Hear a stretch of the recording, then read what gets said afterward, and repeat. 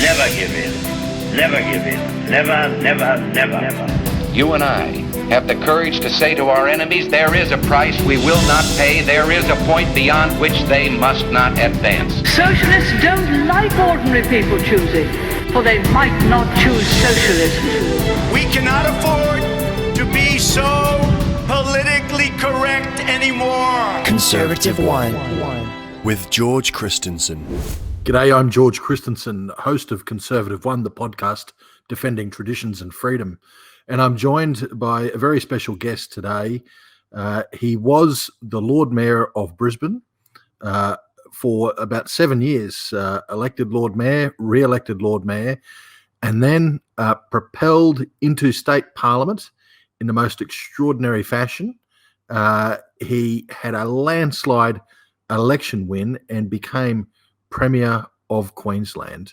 I'm talking about the Honourable Campbell Newman. Good to have you on my podcast, Campbell. How are you? George, yeah, thanks for having me. And mate, it's an interesting thing for politicians to talk to ex-politicians. There is life beyond politics, obviously. What have you been doing post-politics? Well, I do three things, George. I have a gig with Sky News Australia, doing political commentary, which I really enjoy, and I appear on a range of programs. I'm involved with a number of technology companies, startups in the IT area, really innovative companies doing some really amazing stuff, and also I'm an investor in startup technology companies. And then there's my main business, which is Arcana Capital, which is all about investments in commercial property. So we have a fund where we allow people to buy into commercial property, such as petrol stations, industrial properties, medical centres and the like, and we essentially look after people's money. We have an Australian Financial Services licence. We look after about $120 million worth of stuff. And the final thing is a new project I'm working on that's called One Group Holdings, but that's in its early stages, so more on that another day. Okay. Well, having your involvement in Sky News obviously means you're keeping your finger on the pulse of what's going on, and no doubt you've got views about what's going on in Queensland. How do you rate the performance of the Palaszczuk government? Give us the highs and no doubt what you will think are the lows. There's been plenty of them, but I want to let you, as a former Premier, give us an outline of what you think of the state of this current government. Well, let's just park the whole COVID-19 thing first and just look at what was going on or what was not happening prior to COVID-19. Basically, their economic performance has been woeful. This is a state that is full of opportunity, and yet we've been held back. Project approvals that have been blown out, red tape and bureaucracy on business, odious land clearing and supposed reef protection regulations, which are more about buying preference deals with the Greens that then affect farmers and people up and down the Queensland coast. And you bring all that together, and we're just not moving forward. We had poor economic performance prior to COVID-19, and now it's even worse, and we might come back to that. We then turn to the state's finances. They've been very lucky with two things. One, for a period of time, higher coal prices, which have supported the budget, but also very low interest rates, which meant the level of borrowings of Queensland have been more affordable. But when I became the Premier, my Treasurer and I, Tim Nichols, were warned at the time that the Queensland finances could not take or could not sustain a large unexpected shock like an economic downturn. And now we're seeing that with COVID-19. So turning to that, yesterday we heard that state debt within a year will go over $100 billion. At the same time, these poor and reckless financial managers have employed more public servants. They've given them pay rises at a time when the private sectors, particularly small business, is being decimated. I mean, it's a toxic situation. And of course, they really only respond to people in the union movement who pull the strings. And so, we really should talk about some of the things that Queensland needs to see. What are the initiatives that we require to get the state out of the hole it's in? but it's not a pretty picture, and they've been very poor performers. Just the other bit on COVID-19, I mean, this has been a thing that's compounded the problems. And, you've got a group of people in the public sector working for the public sector who are handing out the terrible, tough medicine. And, I acknowledge that the polls say that the border closure is popular, but it's not the right thing to do. That's right. Yeah, it is not the right thing to do, and particularly for people north of the Sunshine Coast, it is really, people on the Sunshine Coast and the Gold Coast have been hurt as well in terms of tourism, but I think the further north you go, the worse the situation becomes, because people in Mackay, with Sundays, Townsville, Cairns, far north Queensland, I mean, it's really being smashed, and it's all because of this government. And I think that's part of the narrative that the LNP should have been talking about, which is, yes, we need an approach to deal with this terrible pandemic, but we also have to make sure that we pragmatically allow business to continue, because ultimately these are livelihoods that are being smashed. Mm.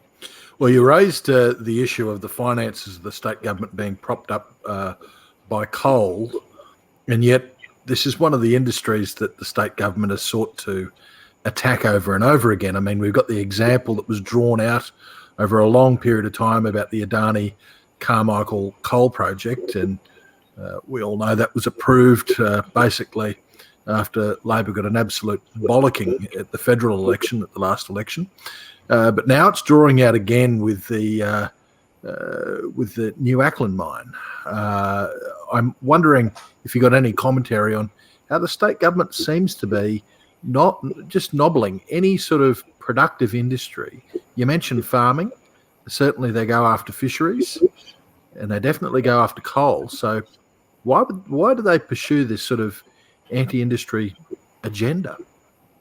Well, I think the big problem, and it's a problem, by the way, across the political divide, sadly, these days, we might come back to that, but there are very few people, and essentially none in the Labor Party, who've ever been involved in a real business.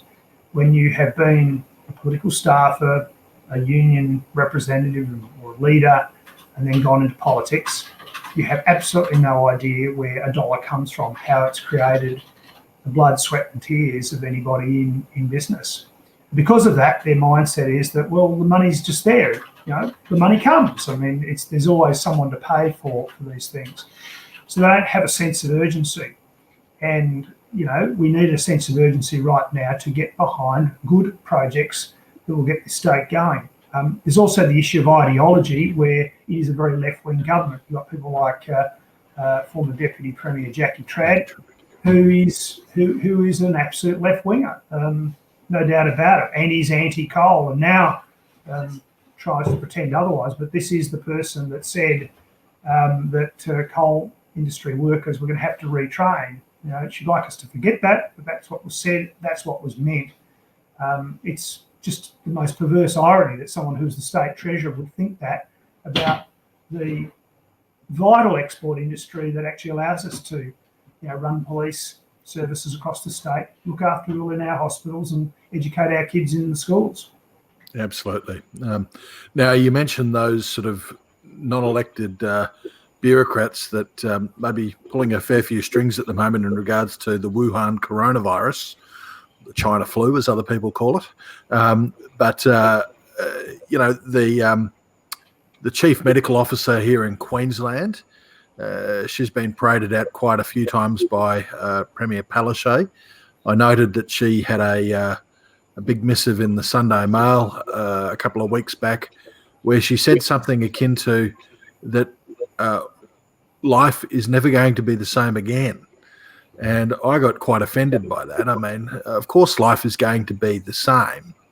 It's just going to be the same with the lingering presence, perhaps, of coronavirus if it doesn't peter out.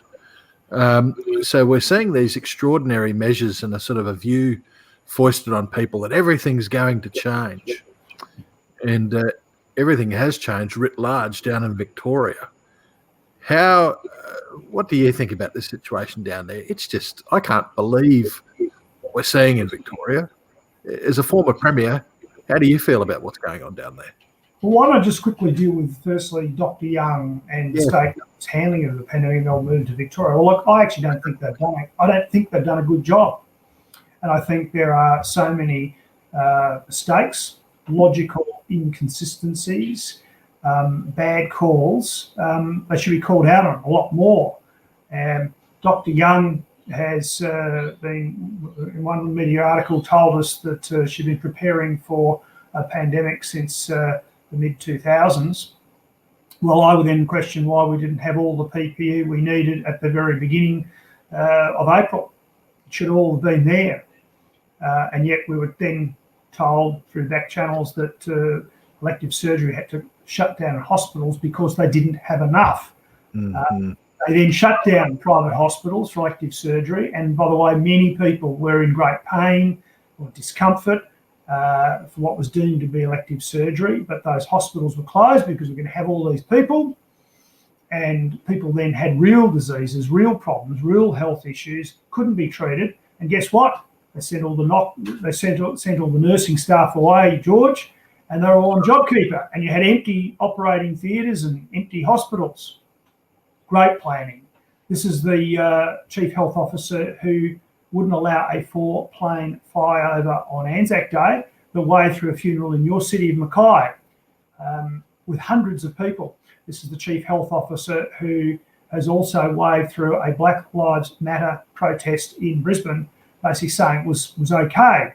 But this is the person that's given an exemption for a security contractor to return on a domestic flight to the Sunshine Coast and then travel by themselves to Toowoomba when we then found they had COVID-19. I could go on, George. There's been the brutality, the callousness of the treatment of people who live in northern New South Wales who have every right to come to the hospitals they always have in Brisbane and the Gold Coast, because those are their tertiary hospitals. It's always been the way. They are hospitals paid for by all Australians, not just Queenslanders, and all Australians have every right to go to those hospitals. So I could go on and on about Dr. Young and Premier Palaszczuk's approach. Well, it has not been good. Quite seriously, I mean, we had the situation that's now widely known about the mother that lost the child, one of the twins, as a result, likely, of having to go to a hospital in Sydney when she normally went to the closest hospital, which was in Brisbane. So that decision cost a life. Right. And I'm going to say that of course, you probably need appropriate measures to stop the transmission of a virus. However, our Constitution is the rule book, and it does say that there shall be free and unrestricted movement across state borders. Well, George, here's the big thing too that's going on. We were told this was about flattening the curve, about making it manageable. That's right. What we seem to have moved to is an unstated elimination strategy. And we're going to talk about Victoria. I know you want to talk about that. But, that's what's happening here in Queensland as well.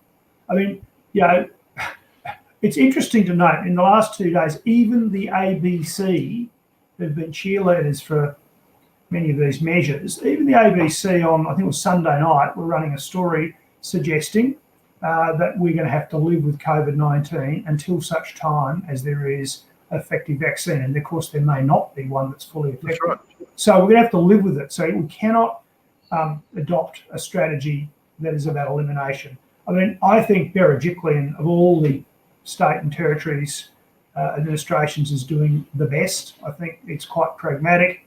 They keep, they're keeping the wheels of commerce turning as much as they can, and they're about jumping on any hotspot. And that's really the approach that I'd advocate. This idea that we can be Fortress Queensland is a nonsense. But why don't we turn to Victoria? Well, here we see the most extraordinary situation, a lockdown longer than anywhere else in the world. And why? Because a Premier and his administration have failed. They failed to properly run quarantine. They failed to deal with an outbreak at an abattoir. Interestingly, we know that was that organisation allegedly is a donor, or the principals are donors to the Labor Party in Victoria. I don't know if that had anything to do with it, but the bottom line is this thing got out of control, and then they've imposed these punitive measures. They're again an absolute demonstration of illogical and inconsistencies all over the place. I mean, why the curfew? If there's going to be a curfew, why those times? Why can't gyms mowing, private, individual contractors go off and do the jobs that they normally do? And council workers, why can't they work while council workers can? Why can't you exercise 7 kilometres or 8 kilometres from your home? Why isn't the rule just don't have contact with people when you're out and about? I mean, you can pick this stuff apart. You've got a chief health officer down there who is not as well qualified in this field as those that are now criticising him and the Premier from the medical profession. And the final thing, I could go on for half an hour, mate. You don't want that. But the final thing is the attitude of the police. I mean, the Victorian police are the nation's shame. Yeah. I've said it already on Sky News. I've said it on Twitter. They are the nation's shame. They allowed a Black Lives Matter protest to occur. They waved that through. They didn't go after the protest leaders. And then they go and arrest a woman in her PJs who's simply posting on Facebook. Dictatorial. Yeah. It's stormtrooper tactics. And I don't mind saying that. It's stormtrooper tactics. And I mean, when I was Premier, I got accused of, taking away the civil liberties of criminal motorcycle gangs. There was a huge pile on. Well, frankly, I'm just agog that all this is happening in Victoria, and there is an even bigger reaction because it is the thin end of the wedge. Victorian police are great at going after normal Australians, their fellow Victorians. They never went after youth gangs in Melbourne. They completely stuffed up and compromised themselves, and I hope people ultimately are criminally charged over the Lawyer X affair. This is a police service that ultimately needs completely new leadership because they have completely and utterly lost the plot. Yeah, well, I couldn't agree with you more. I know you, Campbell, you're a strong supporter of law and order and the police in general, and so am I, but the scenes that we've seen played out almost on a daily basis out of Victoria, it is just so egregious.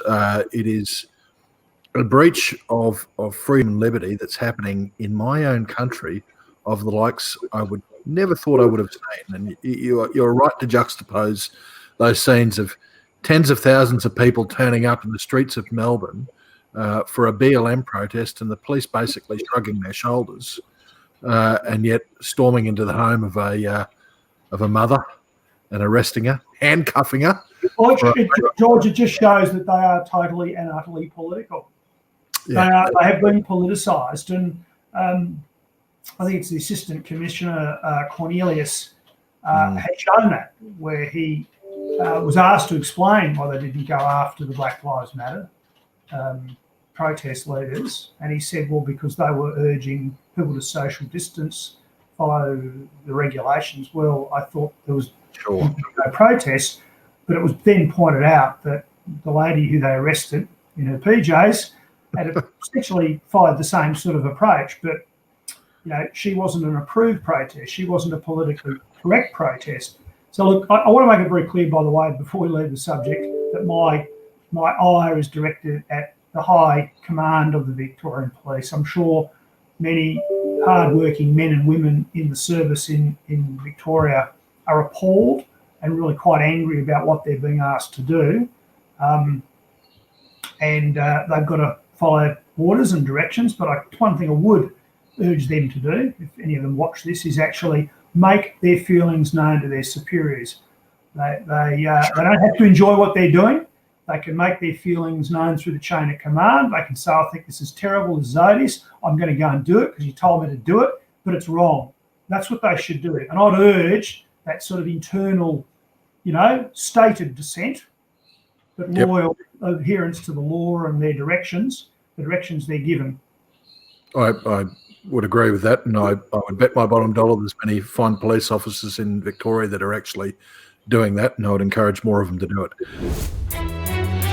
We will decide who comes to this country and the circumstances in which they come.